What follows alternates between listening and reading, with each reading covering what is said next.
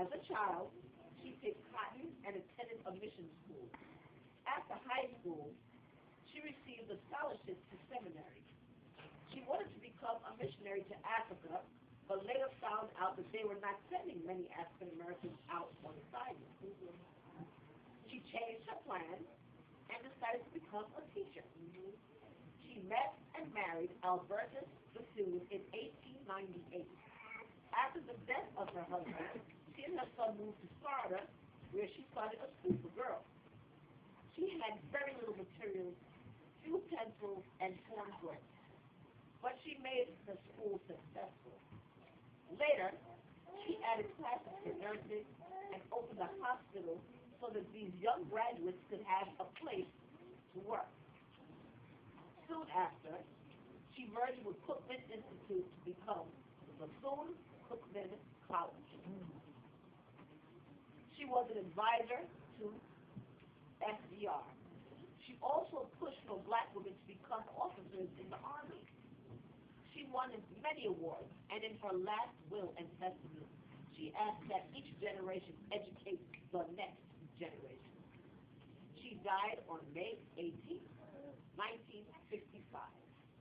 We are proud to have one of our circles named after her. Thank you. Very proud.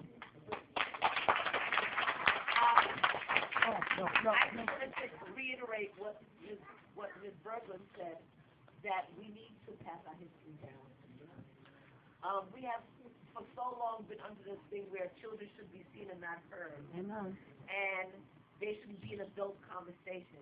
History is not just for adults.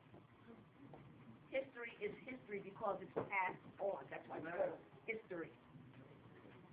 What we know of ours, we should pass down. We're so technical and we're so busy acquiring things that we're forgetting to water our roots.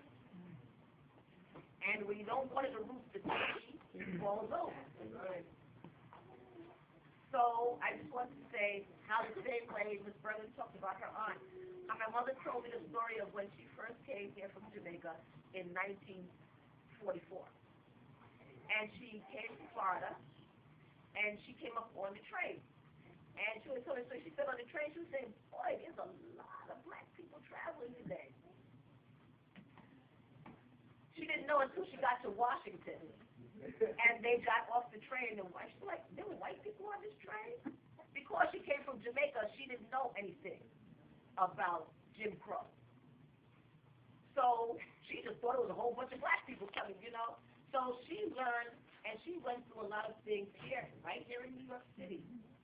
When on the concourse, if you to live on the Grand Concourse, if you wasn't a doctor or a lawyer, you didn't live up there. And if you was a black doctor or a black lawyer, you still didn't live up there. And if it was a Jewish lawyer, yes, still didn't live up there. Okay? And I got to tell Emma that I can say about how the neighborhood was so diverse. And we learned so much about each other. Things are very, you know, things have changed, but there's a lot more that we need to change. And that starts with learning our history. Amen. Amen. Who was Thurgood Marshall? Thurgood Marshall was the Supreme Court Justice. On July 2nd, 1908, in Baltimore, Maryland. He was the grandson of a slave. As a child, his father taught him about the Constitution and the rule of the law. And he was very attentive to what his father had to say. After high school, he attended Lincoln University. In 1930, he applied to the University of Maryland Law School, but was denied admission because he was black.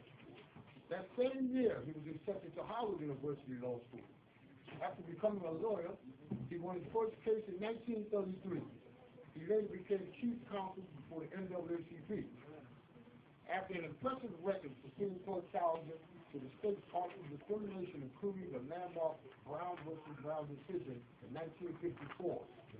President John F. Kennedy appointed Thurgood Marshall to the United States Court of Appeal. He was then appointed to the United States Supreme Court in 1967. He won 14 out of 19 cases. He won more cases before the United States Supreme Court than any other American. Justice Thurgood Marshall died on January 24th, 1993. Thank you.